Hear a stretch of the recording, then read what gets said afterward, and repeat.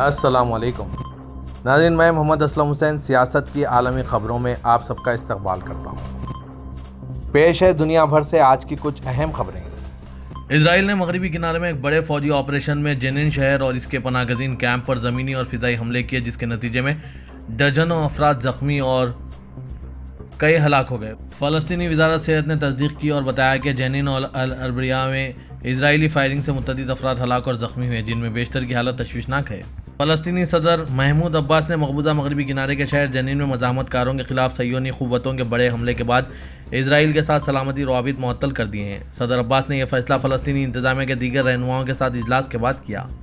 اسرائیلی وزیراعظم بنیامین نتنیاہو نے کہا کہ مغربی کنارے اور جنین پر فضائی حملے حسب ضرورت جاری رہیں گے۔ امریکی یوم آزادی کی مناسبت سے منعقدہ ایک استقبالیہ کے دوران اسرائیلی وزیراعظم نے کہا کہ جنین دہشت گردی کا گڑھ بن چکا ہے، لہٰذا ہماری فوج اور کمانڈوز جنین میں اپنا مشن جاری رکھیں گے۔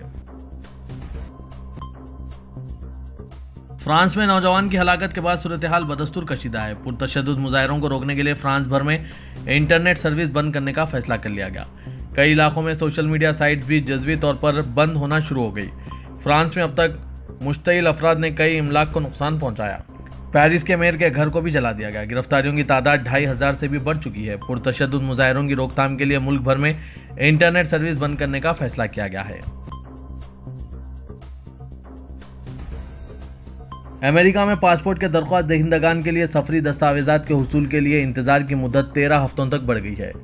وزارت خارجہ کی ویب سائٹ پر یہ بتایا گیا ہے کہ پاسپورٹ کی تجدید کے طریقہ کار کے لیے پروسیسنگ کا وقت 13 ہفتے اور اسپیڈی درخواستوں کے لیے 7 تا 9 ہفتے درکار ہوں گے۔ بتایا گیا ہے کہ ڈیلیوری کے عمل کو شامل کرنے سے انتظار کی مدت مزید چند ہفتوں تک بڑھ سکتی ہے۔ درخواستوں کی کثیر تعداد کے بعد اہلکاروں کی تعداد میں اضافے کے باوجود امریکی شہریوں کو انتظار کے طویل اوقات اور پاسپورٹ وقت پر نہ ملنے کی وجہ سے اپنے تعطیلات کے منصوبے ملتوی یا منسوخ کرنا پڑ رہا ہے۔ اب امریکہ جیسے ملک میں بھی پاسپورٹ کے حصول کے لیے 3 ماہ سے طویل عرصہ درکار ہو رہا ہے۔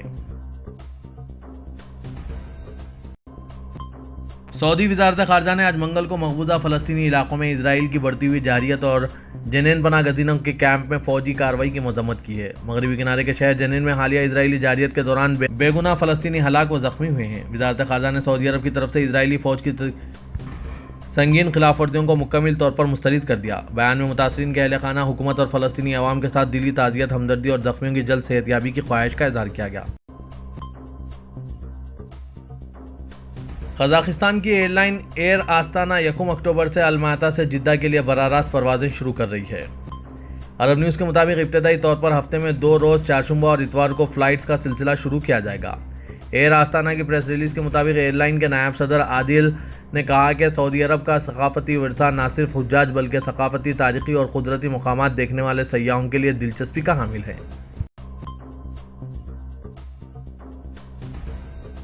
سعودی عرب میں مسجد نبوی انتظامیہ نے کہا ہے کہ ایک ہفتے کے دوران 42,52,956 افراد نے مسجد نبوی کی زیارت کی ہے۔ سرکاری خبر رساں ادارے SPA کے مطابق مسجد نبوی انتظامیہ نے بیان میں کہا ہے کہ مختلف اداروں کے عہدیداروں اور اہلکاروں نے 2,71,173 افراد کو روضہ رسول صلی اللہ علیہ وسلم پر حاضری اور 75,529 افراد کو ریاض الجنہ میں نماز کے لیے گروپوں کی شکل میں بھیجا۔ انتظامیہ کا کہنا ہے کہ 6,782 سے زیادہ افراد نے معمر افراد کے لیے مختص مقامات سے استفادہ کیا، جبکہ 14,766 نے مسجد نبوی میں لیکچرز سنے ہیں۔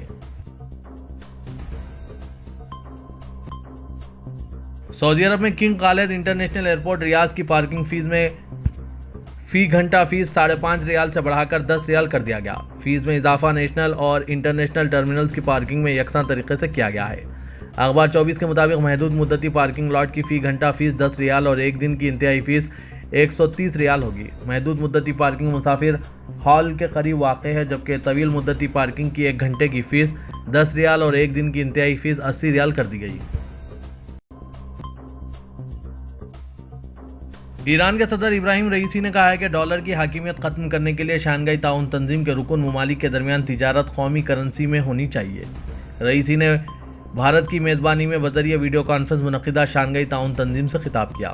خطاب میں رکن ممالک کے درمیان قومی کرنسیوں میں تجارت کی ضرورت پر زور دیتے ہوئے انہوں نے کہا کہ کوئی ڈھکی چھپی بات نہیں ہے کہ مغرب کی عسکریت پسندی اور حاکمانہ نظام کی بنیاد ڈالر ہے۔ یہی وجہ ہے کہ ایک منصفانہ بین الاقوامی نظام کی تشکیل کے لیے علاقے میں اس حاکم عنصر کو ختم کرنا ضروری ہے۔